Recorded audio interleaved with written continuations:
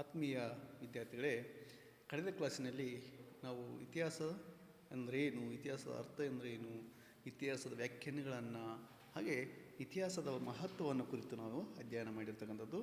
ಹಾಗೆ ಎರಡನೇ ಅಧ್ಯಾಯವನ್ನು ನಾವಿವತ್ತು ಅಧ್ಯಯನವನ್ನು ಮಾಡ್ತಕ್ಕಂಥದ್ದು ಅಂದರೆ ಅಧ್ಯಯನ ಮಾಡೋಣ. ಹಾಗೆ ಈ ಒಂದು ಅಧ್ಯಾಯ 2ರಲ್ಲಿ ನಾವು ಮೊದಲನೇ ಒಂದು ವಿಡಿಯೋವನ್ನು ನಾವಿವಾಗ ಅಧ್ಯಯನ ಮಾಡ್ತಕ್ಕಂಥದ್ದು. ಮೊದಲನೇ ವಿಡಿಯೋದಲ್ಲಿ ಅಧ್ಯಯನ ಮಾಡ್ತಾ ಇದ್ದೀವಿ. ಈ ಒಂದು ಅಧ್ಯಯನದಲ್ಲಿ ಮಾನವ ವಿಕಸನದ ಕಥೆಯನ್ನು ನಾವೇನು ಮಾಡ್ತಾ ಇದ್ದೀವಿ, ಇವಾಗ ಅಧ್ಯಯನ ಮಾಡ್ತಾ ಇದ್ದೀವಿ. ಮಾನವ ವಿಕಸನದ ಕಥೆ ಅಂದರೆ ಪಾಠದ ಹೆಸರು ಹೇಳುತ್ತೆ ಮಾನವನ ಒಂದು ವಿಕಾಸ ಅಂತಕ್ಕಂಥದ್ದು ಹೀಗಾಯಿತು. ನಿಮಗೆಲ್ಲ ಗೊತ್ತಿರುವ ಹಾಗೆ ನಾವು ಆಡು ಭಾಷೆಯಲ್ಲಿ ಹೇಳ್ತೀವಿ ಮಂಗನಿಂದ ಮಾನವ ಅಂತ. ಅದು ಒಂದು ಊಹೆ ನಮ್ಮದು. ಆದರೆ ಇಲ್ಲಿ ನಿಜವಾದಂಥ ಮಾನವನ ವಿಕಾಸನ ಹೇಗಾಯಿತು ಎಂಬುದನ್ನು ನಾವಿವತ್ತು ಈ ಒಂದು ಪಾಠದಲ್ಲಿ ಏನು ಮಾಡೋಣ, ಅದರ ಒಂದು ವಿಷಯದ ಕುರಿತು ಚರ್ಚೆಯನ್ನು ಮಾಡ್ತಕ್ಕಂಥದ್ದು. ನೋಡಿರಿ, ಈ ಅಧ್ಯಾಯದಲ್ಲಿ ಮಾನವನ ವಿಕಾಸವನ್ನು ಕುರಿತು ಚರ್ಚಿಸಲಿದ್ದೇವೆ. ಅಂದರೆ ಮಾನವ ಅಂದರೆ ಇಂಗ್ಲೀಷ್ ಭಾಷೆಯಲ್ಲಿ ಹ್ಯೂಮನ್ ಅಂತ ಕರಿತೀವಿ. ಈ ಒಂದು ಮಾನವ ಎಂಬ ಶಬ್ದವು ಲ್ಯಾಟಿನ್ ಭಾಷೆಯ ಹ್ಯೂಮನಸ್ ಎಂಬ ಒಂದು ಪದದಿಂದ ಉತ್ಪತ್ತಿಯಾಗಿದೆ. ನೋಡ್ರಿ, ಮಾನವ ಎಂಬ ಕನ್ನಡ ಪದವು ಹ್ಯೂಮನ್ ಎಂಬ ಇಂಗ್ಲೀಷ್ ಪದದ ಒಂದು ಬಳವಳಿಯಾಗಿ ಬಂದಿರತಕ್ಕಂಥದ್ದು. ಆ ಹ್ಯೂಮನ್ ಅಂತಕ್ಕಂಥ ಒಂದು ಪದವು ಲ್ಯಾಟಿನ್ ಭಾಷೆಯ ಹ್ಯೂಮನಸ್ ಎಂಬ ಒಂದು ಪದದಿಂದ ಏನಾಗಿದೆ, ಉತ್ಪತ್ತಿಯಾಗಿದೆ. ಹಾಗೆ ಹ್ಯೂಮನಸ್ ಪದವು ಲ್ಯಾಟಿನ್ ಭಾಷೆಯ ಹೋಮೋ ಪದದ ಗುಣವಾಚಕವಾಗಿದೆ. ಹ್ಯೂಮನಸ್ ಎಂಬ ಪದವು ಲ್ಯಾಟಿನ್ ಭಾಷೆಯ ಹೋಮೋ ಎಂಬ ಪದದ ಗುಣವಾಚಕ ಆಗಿರ್ತಕ್ಕಂಥದ್ದು. ಹೋಮೋ ಎಂದರೆ ಮಾನವ ಅಥವಾ ಮನುಷ್ಯ. ನೋಡ್ರಿ, ಹೋಮೋ ಎಂದರೆ ಮಾನವ ಅಥವಾ ಮನುಷ್ಯ ಎಂಬ ಒಂದು ಅರ್ಥವನ್ನು ಕೊಡುತ್ತದೆ. ಹಾಗೆ ಮಾನವ ವಿಕಾಸವು ದೀರ್ಘ, ನಿಧಾನ ಹಾಗೂ ಅನುಕ್ರಮ ವಿಧಾನದಲ್ಲಿ ಹಲವಾರು ಮಿಲಿಯನ್ ವರ್ಷಗಳಿಂದ ನಡೆದಿರ್ತಕ್ಕಂಥದ್ದು ಅಂತ ಇಲ್ಲಿ ನಾವು ತಿಳ್ಕೊಳ್ಳೋಣ. ನೋಡ್ರಿ, ಮಾನವ ವಿಕಾಸ ಹೀಗಾಯಿತು, ಅತಿ ಸುದೀರ್ಘವಾದಂಥ ಒಂದು ಅವಧಿ. ಹಾಗೆ ನಿಧಾನಗತಿಯಲ್ಲಿ ಅನುಕ್ರಮ ವಿಧಾನದಲ್ಲಿ ಹಂತ ಹಂತವಾಗಿ ಏನಾಯ್ತದು, ಮಿಲಿಯನ್ ವರ್ಷಗಳವರೆಗೆ ಆ ಒಂದು ಮಾನವನ ವಿಕಾಸ ಆಯಿತು ಎಂಬುದನ್ನು ನಾವಿಲ್ಲಿ ಏನು ಮಾಡಬೇಕಾಗಿದೆ, ಅರಿತುಕೊಳ್ಳಬೇಕಾಗಿದೆ. ಆದರೆ ಮಾನವನ ವಿಕಸನದ ಈ ದೀರ್ಘಾವಧಿಯು ಭೂಮಿಯ ಉಗಮ ಮತ್ತು ವಿಕಸನ ಹಾಗೂ ತದನಂತರದ ಭೂಮಿಯ ಮೇಲೆ ಜೀವಿಗಳ ಉಗಮ ಮತ್ತು ವಿಕಸನಕ್ಕೆ ಹೋಲಿಸಿದಾಗ ಚಿಕ್ಕ ಅವಧಿಯಾಗಿ ಕಂಡುಬರುತ್ತದೆ. ನೋಡ್ರಿ, ಇಲ್ಲಿ ಮಾನವನ ವಿಕಸನ ಹೇಗಾಯಿತು, ಈ ದೀರ್ಘಾವಧಿ ಅಂತಕ್ಕಂಥದ್ದು ಭೂಮಿಯ ಉಗಮದ ನಂತರ ಆಗಿರಬಹುದು ಮತ್ತು ಭೂಮಿಯ ಉಗಮ ಮತ್ತು ವಿಕಸನ ತದನಂತರ ಭೂಮಿಯ ಮೇಲೆ ಯಾವಾಗ ಜೀವಿಗಳು ಉಗಮ ಹೊಂದಿದವು ಮತ್ತು ವಿಕಸನ ಹೊಂದಿದವು, ಆಗ ಆ ಒಂದು ವ್ಯವಸ್ಥೆಗೆ ಹೋಲಿಸಿದಾಗ ಈ ಮಾನವನ ಒಂದು ಜನ್ಮ ಅಥವಾ ವಿಕಾಸ ಅಂತಕ್ಕಂಥದ್ದು ಅತ್ಯಂತ ಚಿಕ್ಕ ಅವಧಿಯಾಗಿ ಆಗಿರಬಹುದು ಎಂಬುದು ಈ ಒಂದು ಊಹೆ ಅಂತ ಹೇಳ್ಬೋದು. ಹಾಗೆ ಭೂಮಿಯ ವಿಕಸನ ಹಾಗೂ ಜೀವ ವಿಕಸನಗಳು ನಿರಂತರವಾಗಿ ನಡೆದಿದ್ದು ಉಗಮದ ನಂತರ ಎಂದೂ ಸ್ಥಗಿತಗೊಂಡಿಲ್ಲ.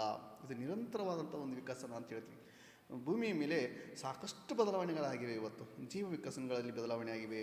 ಭೂಮಿಯ ಒಂದು ವಿಕಸನ ಅಂತಕ್ಕಂಥ ಏನಾಗಿದೆ, ಇವತ್ತು ಹಂತ ಹಂತವಾಗಿ ತನ್ನದೇ ಆದಂಥ ರೂಪವನ್ನು ಏನಾಗ್ತಾ ಇದೆ, ಪಡಿತಾ ಇದೆ.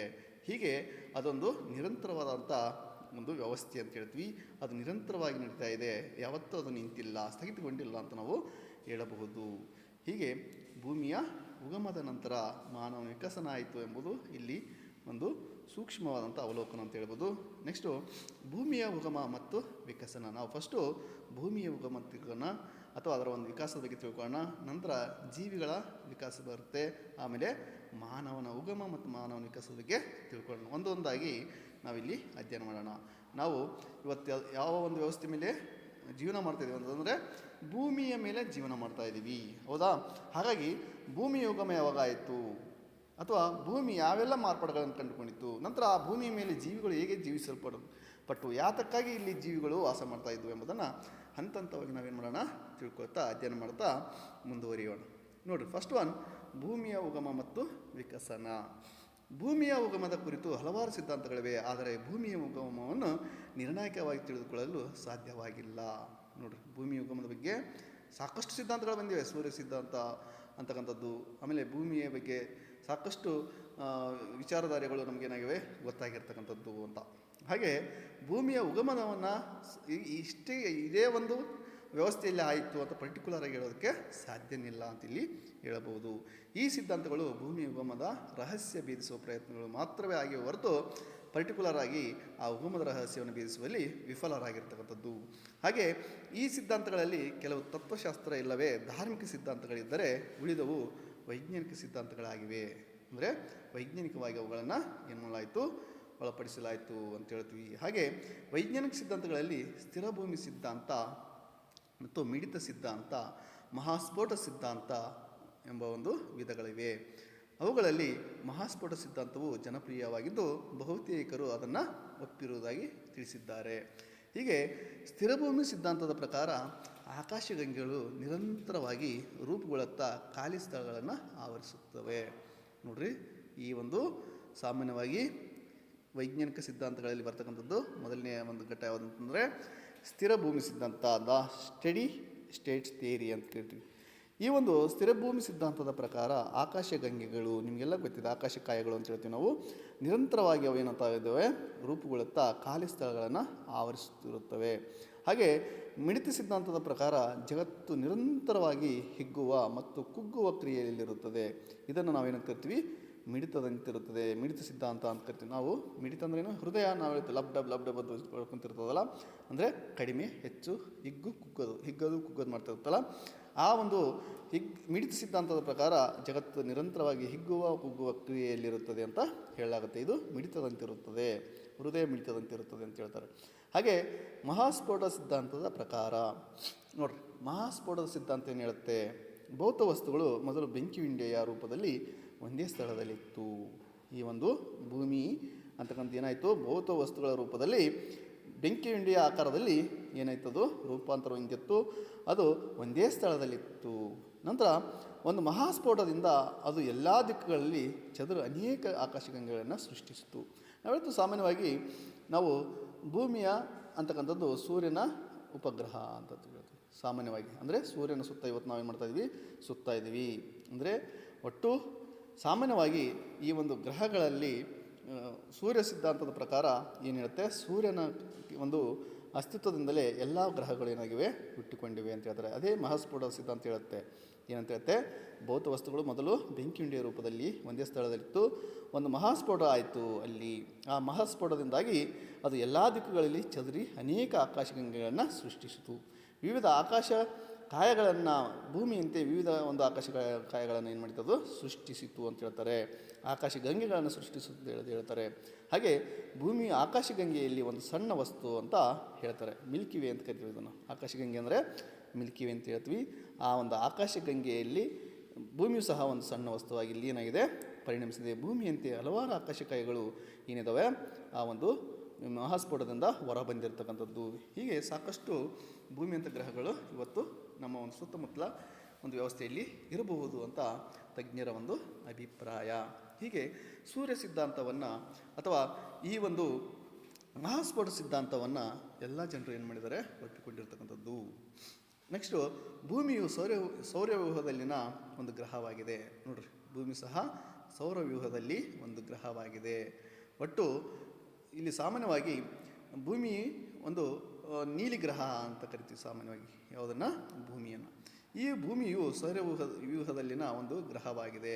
ಹೇಗೆ ಗುರು, ಶುಕ್ರ, ಬುಧ, ಮಂಗಳ, ಹಾಗೆ ಶನಿ, ಆಮೇಲೆ ನೆಪ್ಚ್ಯೂನ್, ಯುರೇನಸ್, ಪ್ಲೂಟೋ ಅಂತಕ್ಕಂಥದ್ದು. ಪ್ಲೂಟೋ ಇವತ್ತು ಏನಾಗಿದೆ, ಅದು ಕ್ಷುದ್ರ ಗ್ರಹ ಅಂತ ನಿರ್ಣಯ ಆಗಿರ್ತಕ್ಕಂಥದ್ದು. ಯುರೇನಸ್ ಮತ್ತು ನೆಪ್ಚ್ಯೂನ್ ಅಂತಕ್ಕಂಥ ಒಂದು ಗ್ರಹಗಳು ಇರ್ತಕ್ಕಂಥದ್ದು. ಭೂಮಿಯಂತೆ ಅವುಗಳು ಸಹ ಏನಾಗಿ ಇವತ್ತು ಒಂದು ಗ್ರಹಗಳಾಗಿರ್ತಕ್ಕಂಥದ್ದು. ಹೀಗೆ ಭೂಮಿಯು ಸೌರವ್ಯೂಹದಲ್ಲಿನ ಒಂದು ಗ್ರಹ ಅಂತ ಹೇಳ್ತೀವಿ. ಈ ಸೌರವ್ಯೂಹಕ್ಕೆ ಸಾಮಾನ್ಯವಾಗಿ ಸೂರ್ಯನ ಒಂದು ಕಾಯದಿಂದನೇ ಹುಟ್ಟಿರ್ತಕ್ಕಂಥದ್ದು ಅಂತ ನಾವಿಲ್ಲಿ ಹೇಳಬಹುದು. ಹೀಗೆ ಸೂರ್ಯನ ಒಂದು ಏನು ಅಸ್ತಿತ್ವದಲ್ಲಿನೇ ಎಲ್ಲ ಗ್ರಹಗಳು ಇವತ್ತೇನಾಗಿವೆ, ಸುತ್ತುವರಿಯಲ್ಪಟ್ಟಿವೆ. ಅದರಲ್ಲಿ ಭೂಮಿಯು ಒಂದು ಅಂತ ನಾವಿಲ್ಲಿ ಹೇಳಬಹುದು. ಹೀಗೆ ಸುಮಾರು 4.5 ಬಿಲಿಯನ್ ವರ್ಷಗಳ ಪೂರ್ವದಲ್ಲಿ ಭೂಮಿ ಉಗಮವಾಯಿತೆಂದು ಇಲ್ಲಿ ಏನು ಮಾಡಲಾಗಿದೆ, ಹೇಳಲಾಗಿದೆ. ಎಷ್ಟು ವರ್ಷ? ಸುಮಾರು 4.5 ಬಿಲಿಯನ್ ವರ್ಷಗಳ ಪೂರ್ವದಲ್ಲಿ ಭೂಮಿ ಉಗಮವಾಯಿತು ಎಂದು ಹೇಳ್ಬೋದು. ಭೂಮಿಯ ಆಗಿನ ತಾಪಮಾನ ಎಷ್ಟಿತ್ತಂದರೆ ಅದು ಕರಗಿದ ಬಂಡೆಗಳ ಉರಿಯುವ ಒಂದು ಗೋಳವಾಗಿತ್ತು.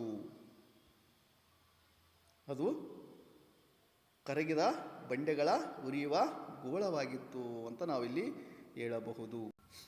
ನೋಡ್ರಿ, ಇಲ್ಲಿ ಭೂಮಿಯ ಮೊದಲನೆಯ ತಾಪಮಾನ, ಆಗಿನ ತಾಪಮಾನ ಎಷ್ಟಿತ್ತು ಅಂದರೆ ಅದು ಕರಗಿದ ಬಂಡೆಗಳ ಉರಿಯುವ ಗೋಳವಾಗಿತ್ತು. ಅಂದರೆ ಭೂಮಿ ಸಹ ಒಂದು ಬೆಂಕಿ ಬಂಡಿಯ ರೀತಿಯಲ್ಲಿ ಆವಿರ್ಭವಿಸಿತ್ತು ಅಂತ ಇಲ್ಲಿ ನಾವು ಇದರ ಪ್ರಕಾರ ತಿಳ್ಕೊಬೋದು. ಅದು ಪದೇ ಪದೇ ಜ್ವಾಲಾಮುಖಿಗಳ ಸ್ಫೋಟ ಹಾಗೂ ಧಕ್ಕಾಮುಖಿಗಳ ಒಳಪಟ್ಟಿತ್ತು ಅಂತ. ಅಂದರೆ ಯಾವಾಗಲೂ ಘರ್ಷಣೆಗೆ ಒಳಪಡ್ತಾ ಇತ್ತು. ಭೂಮಿಯು ಸಹ ಸಾಕಷ್ಟು ಜ್ವಾಲಾಮುಖಿಗಳನ್ನು ಸ್ಫೋಟಗೊಂಡಿತ್ತು ಅಂತ ಹೇಳ್ಬೋದು.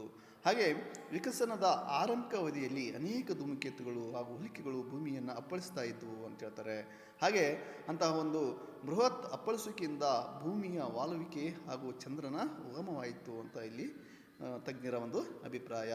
ಇವೆರಡು ಅಂಶಗಳು ಭೂಮಿಯ ಅವಗುಣ ಮತ್ತು ವಾತಾವರಣದ ನಿರ್ಮಾಣದಲ್ಲಿ ಪ್ರಮುಖವಾದಂಥ ಒಂದು ಪಾತ್ರವನ್ನು ನಿರ್ವಹಿಸಿರ್ತಕ್ಕಂಥದ್ದು. ಅಂದರೆ ಭೂಮಿಯ ಹವಾಗುಣ ಮತ್ತು ವಾತಾವರಣದ ನಿರ್ಮಾಣದಲ್ಲಿ ಪ್ರಮುಖ ಪಾತ್ರ ವಹಿಸಿವೆ.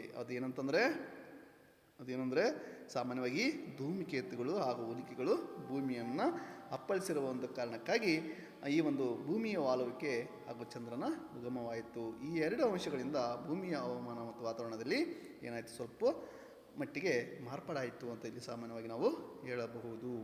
ಹೀಗೆ ಸಾಕಷ್ಟು ಅಂದರೆ ಸುಮಾರು 4.5 ಬಿಲಿಯನ್ ವರ್ಷಗಳ ಹಿಂದೆ ಪೂರ್ವದಲ್ಲೇ ಭೂಮಿಯ ಉಗಮವಾಯಿತು ಅಂತ ನಾವಿಲ್ಲಿ ಸಾಮಾನ್ಯವಾಗಿ ಹೇಳಬಹುದು. ಹಾಗೆ ಹಲವು ಮಿಲಿಯ ವರ್ಷಗಳ ಕಾಲ ಕರಗಿದ ಬಿಸಿಗೋಳವಾಗಿದ್ದ ಭೂಮಿಯ ಕ್ರಮೇಣ ಅದೇನಾಯಿತು, ತಂಪಾಗಲಾರಂಭಿಸಿತು.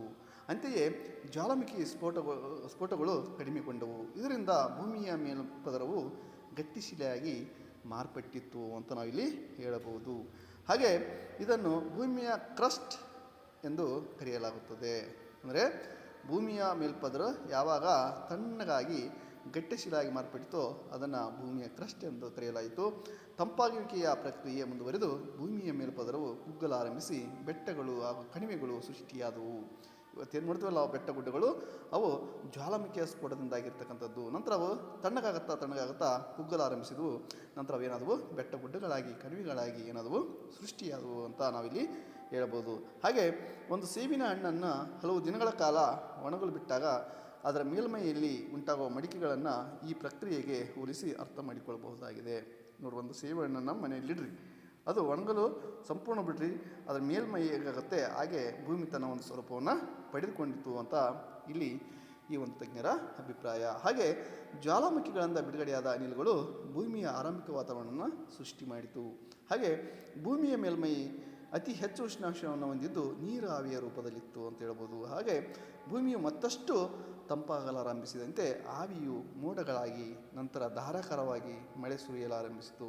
ಈ ಸುದೀರ್ಘವಾದಂಥ ಸುರಿಮಳೆಯು ಭೂಮಿಯ ಮೇಲೆ ಕೆರೆ, ಕೊಳ್ಳ, ನದಿ, ಸರೋವರ ಮತ್ತು ಸಮುದ್ರಗಳನ್ನು ನಿರ್ಮಾಣ ಮಾಡಿತು. ಈ ಸುರಿಮಳೆ ಮತ್ತು ಮಾರುತಗಳು ಬೆಟ್ಟ ಹಾಗೂ ಕಣಿವೆಗಳನ್ನು ಸವಿಸಲಾರಂಭಿಸಿದವು. ಅಂದರೆ ಈ ಒಂದು ರಭಸವಾದಂಥ ಮಳೆಯಿಂದಾಗಿ ಮಾರುತಗಳಂದರೆ ಒಂದು ವೇಗವಾದಂಥ ಒಂದು ಗಾಳಿಯಿಂದಾಗಿ ಆ ಒಂದು ಬೆಟ್ಟ ಕಣಿವೆಗಳನ್ನು ಸವಿಸಲಾರಂಭಿಸಿದವು. ಅಂದರೆ ಆ ಒಂದು ಬೆಟ್ಟ ಕಣಿವೆಗಳು ಏನಾದವು ಅಲ್ಲಿ ಅದರ ಮೇಲೆ ಆ ಒಂದು ಹೊಡೆತಕ್ಕೆ ಸಿಕ್ಕಿ ಅವು ಸಣ್ಣನೆಯಾದಂಥ ಒಂದು ಶಿಲೆಗಳಾಗಿ ಮಾರ್ಪಾಡಾದವು. ಸಣ್ಣ ಸಣ್ಣ ಕಣಗಳಾಗಿ ಸವಿದು ಮರಳು, ಮಣ್ಣು ಮತ್ತು ಸಮುದ್ರ ತಳ ನಿರ್ಮಿತಗೊಂಡವು ಅಂತ ಇಲ್ಲಿ ಹೇಳ್ಬೋದು. ಇವತ್ತು ಮರಳು ಮಣ್ಣು ಏನಾಗಿದ್ದಿಲ್ಲ, ಆ ಒಂದು ಹೊಡೆತಕ್ಕೆ, ಆ ಒಂದು ರಭಸಕ್ಕೆ, ಆ ಒಂದು ಶೀತ ಮಾರುತಗಳಿಗೆ ಅಥವಾ ಬಿರುಸಾದಂಥ ಮಾರುತಗಳಿಗೆ ಸಿಕ್ಕಿ ಇವತ್ತೇನಾಗಿದೆ, ಸಣ್ಣ ಸಣ್ಣ ಕಣಗಳಾಗಿ ಸವಿದು ಮರಳು ಮತ್ತು ಮಣ್ಣು ಹಾಗೂ ಸಮುದ್ರ ತಳಗಳು ಏನಾದವು ನಿರ್ಮಾಣಗೊಂಡವು ಅಂತ ಇಲ್ಲಿ ಹೇಳಬಹುದು. ಇಷ್ಟೆಲ್ಲ ಆದರೂ ಭೂಮಿಯ ಮೇಲೆ ಜೀವ ಉದಯಿಸಲು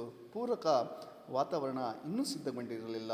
ಏಕೆಂದರೆ ಭೂಮಿಯ ವಾತಾವರಣ ವಿಷಯುಕ್ತವಾಯಿತು ಅಂತ ನಾವಿಲ್ಲಿ ಹೇಳ್ಬೋದು. ಅಂದರೆ ಈ ಎಲ್ಲ ವ್ಯವಸ್ಥೆ ಆದರೂ ಸಹ ಭೂಮಿಯ ಮೇಲೆ ಇನ್ನೂ ಜೀವಿಗಳು ಉದಯಿಸಲು ಪೂರಕವಾದಂಥ ವಾತಾವರಣ ಸಿದ್ಧಗೊಂಡಿರಲಿಲ್ಲ. ಅದಕ್ಕೆ ಕಾರಣ ಏನಂದರೆ ಭೂಮಿಯ ವಾತಾವರಣ ಮೊದಲೇನಾಗಿತ್ತು, ವಿಷಮಯವಾಗಿತ್ತು. ಹಾಗಾಗಿ ಆ ಒಂದು ಸಂದರ್ಭದಲ್ಲಿ ಯಾವುದೇ ರೀತಿಯ ಜೀವಿಗಳಲ್ಲಿ ಉಗಮವಾಗೋದಕ್ಕೆ ಉದಯಿಸೋದಕ್ಕೆ ಅಲ್ಲಿ ಸಾಧ್ಯವಾಗಲಿಲ್ಲ.